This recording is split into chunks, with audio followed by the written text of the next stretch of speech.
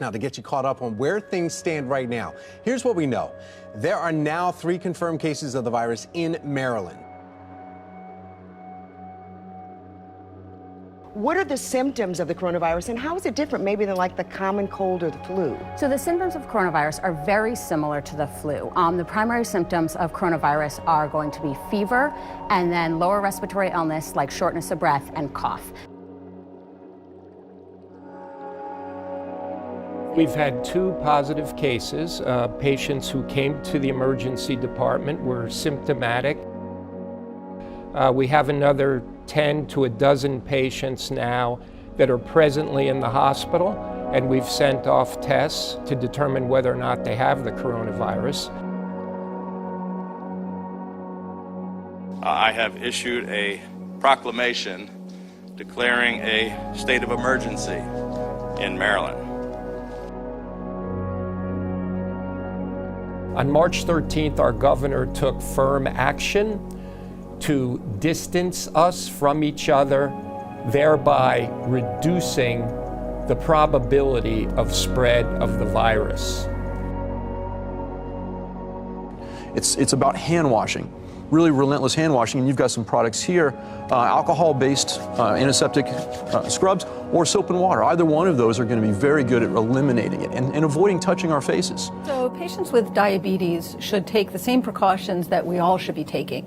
Appropriate, safe 6 feet distancing, washing hands for the requisite 20 seconds, wiping down their surfaces, and avoiding close contact with anyone, as we are all doing.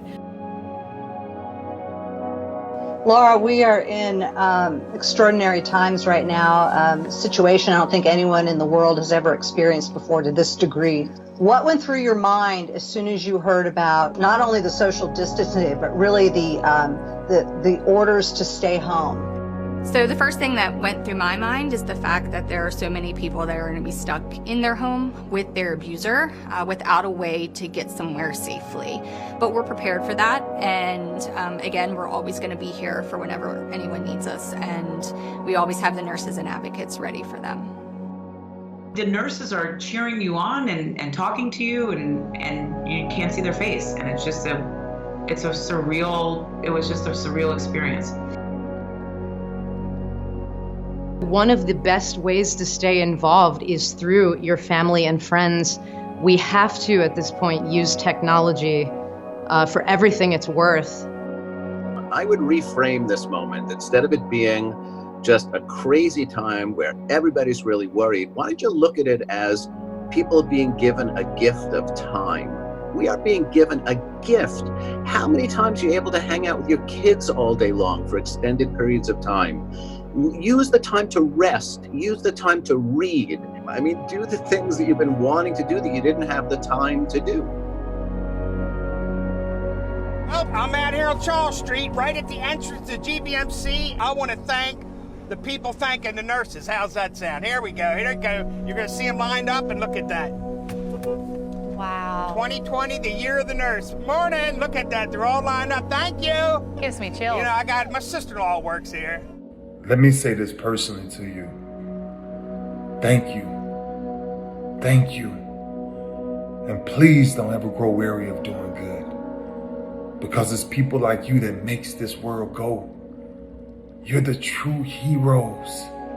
I'm always sometimes confused when I say, how does athletes become more important than the people that saves people's lives? You guys are the heroes, and you're the ones that's gonna pull us through this. You're real heroes. You're amazing, and my family and I are incredibly grateful for your courage, your hard work, and your sacrifice, and most of all, your love.